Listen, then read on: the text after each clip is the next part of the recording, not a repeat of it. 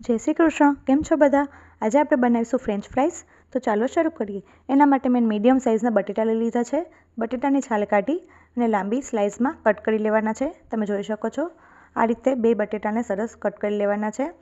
હવે આપણે ઠંડા પાણીમાં રાખી દઈશું અડધી કલાક માટે બધી સ્લાઇસને ઢાંકીને. હવે અડધી કલાક પછી હવે આપણે તેને સરસ ધોઈ લેવાની છે અને પાણી ગરમ થાય એટલે 3 થી 4 મિનિટ જેવું બાફી લેવાના છે. તમે જોઈ શકો છો સરસ આપણી ફ્રેન્ચ ફ્રાઈઝ બફાઈ ગઈ છે. ફરીથી ઠંડા પાણીમાં રાખી દઈશું.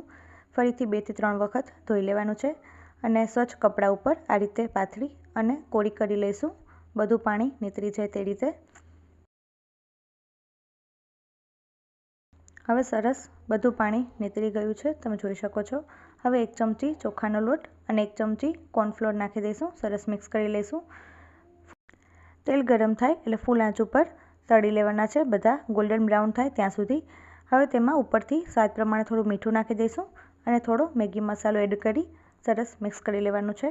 તો તૈયાર છે આપણી ફ્રેન્ચ ફ્રાઈઝ. બાળકોને તમે ટિફિન બોક્સમાં બનાવીને આપી શકો છો.